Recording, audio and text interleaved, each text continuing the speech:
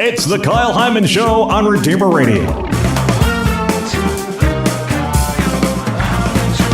This is Kyle Hyman here with the Executive Director at Redeemer Radio, Cindy Black, for Theology Body Thursday. Good morning. Good morning. Thanks for being here, Cindy. Thank you for having me. Last week on Theology of the Body Thursday, towards the end, you mentioned a struggle with an eating disorder and some of the effects that had.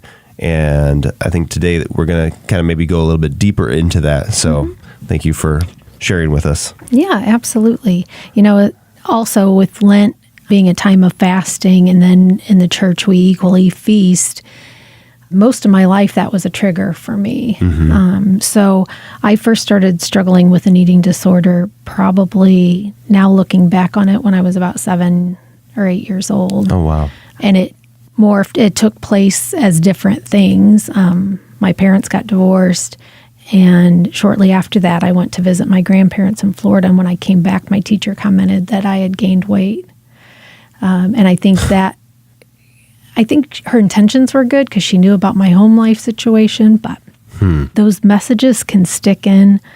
So it was like people notice what my body looks like, and what does that say about me? That and some other factors really launched into like a hatred of my body for most of my life. Not happy with the way that God made me, the fact that he made us where we had to eat food to survive. I thought, why can't we just breathe in all the nutrients that we need and things like that? So really, eating disorders are often a form of body dysmorphia. And I would say for me, it was more about the control aspect, which a lot of people, that is one of the root issues in an eating disorder, is that we feel like we succeed when we can deny ourselves, and we failed when we succumb to eating foods that we don't think are safe or okay. Can you explain the dysmorphia, body dysmorphia? Right. So the notion that we don't see ourselves realistically, or we think that our body looking a certain way will then have us be fulfilled. So if I can only get thinner, or my arms are thinner, or I look this way, then I'll be happy with myself. And also not realizing the level to which we can either be underweight or overweight. Not having a realistic view of the body, which is also, when we talk, that's one of the struggles with transgenderism and that topic, that actually it's a form at its root, when it's a genuine, deep-seated tendency and not kind of maybe being denied our form of femininity or masculinity. It's kind of us being at odds with our body. Okay. Kind of makes me think of, I feel like I've seen, I don't know if it's an advertisement or an image of somebody that's very skin, like scary skinny, but they look in a mirror and they see somebody that's much larger than they actually are. Yeah. Yes. Okay. Yeah. So you're at odds with your body, and mentally you're not in like operating from a point of reality or healthy view of your body. Okay. So when I think about theology of the body, I mean, I think that what really healed me personally was the grace of God, because I actually thought, I struggled for probably 30 years with various levels of eating disorders. And I thought this was going to just be my lifelong reality. But for some reason, God chose to heal me of that. And I actually, compared to even like 20 years ago in my life, I was obsessed.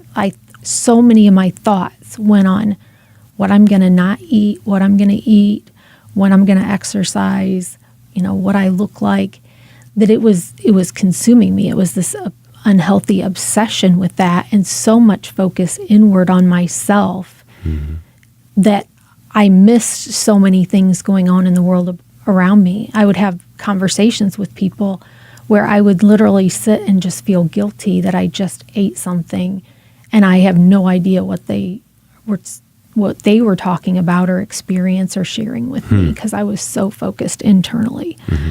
or thinking about like, okay, now like calculating how much exercise I needed to do to offset set that.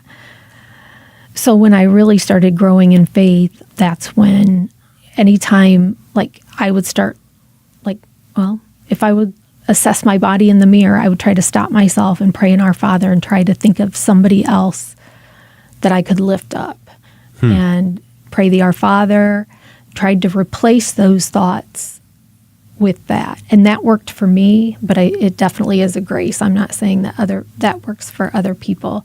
And there are a lot of places where people that struggle with body dysmorphia or that over controlling aspect of what we eat, there are resources out there for people. So I want to encourage anyone that just because I was healed through what I was doing myself doesn't mean that other people will necessarily be healed through that. We're talking with Cindy Black here for Theology of the Body Thursday, and talking about eating disorders, and especially within the context of fasting and feasting. You mentioned that those being triggers for that. What are some things to think about or keep in mind when, I guess there's two sides to look at, one who is struggling with an eating disorder, but also for those of us that don't struggle with that, to be aware of when we're encouraging or suggesting fasting, when maybe that actually would be a very bad thing for you to do at this time. Right. And I'd say one of the things that I would tell people to be really careful about is commenting on people's weight. I try to be really careful if I see somebody who seems to have lost a great deal of weight, maybe in a fairly short period of time. I just ask them, how are you doing? What's going on with you? Because if you receive affirmation, I mean, I think of people that I know that have gone through terrible, painful tragedies in their life, and because of that have lost weight. And people are like, you look great. And on the inside, right, they were just wounded and hurting. Yeah, I mean, it's really dissonance to experience when somebody does that. So ask them about how they're doing on the inside rather than on the outside. And I think just overall, all of us being less concerned with, as long as somebody's in a healthy range of weight, not being concerned with that. In regards to like theology of the body, when you think of self-gift, in my case, I was not being a self-gift to the extent that God created me because I was so focused in on self and self-absorbed. And I saw this, it was a false sense of self-mastery when I would have control over my weight. Right. Instead of recognizing that it was an obsession, I was edified when I thought I was succeeding at that. The relationship between the food and the person is such an interesting thing, because we also know that many people struggle with weight issues when they are not happy in their life, as far as like overeating, and that is something that Dave Johnson said a few times in talks that I've heard him give, that if hunger isn't the problem, food is not the solution. So I think oftentimes we can look to food for comfort. Right. Or on the other side, as a almost form of self-hatred, to deny ourselves because we don't like the way we are right now. And it all goes back to kind of our woundedness, that we are all wounded, and it manifests itself differently for different people. So as far as suggesting that people do fasting, or even kind of mandating it, is there any suggestions you have with that? I would say making sure to talk to somebody, talk through whether it's a prudent decision, that if there is a tendency to go overboard in controlling what you eat, to make sure that our choices are a healthy choice, whatever we decide to give up for Lent or fast from, and really trying to seek out the spiritual dimension. That I think praying, Lord, help me do this as a spiritual exercise, not like with motives of controlling and weight and things like that. And I think, I have heard people talk about like, well, Jesus fasted for 40 days, so I'm going to, and I'm going to look great by, summer and things like that. So making sure that we're not taking that sort of approach to our fasting or even our feasting. Yeah.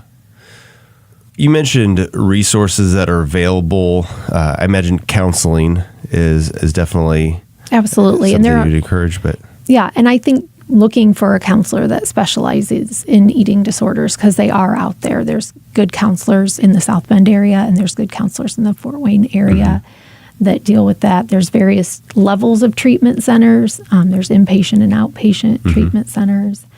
There's support groups for that. I know that there's like Overeaters Anonymous. They happen to meet. There's a couple of groups of that meet actually at Catholic churches.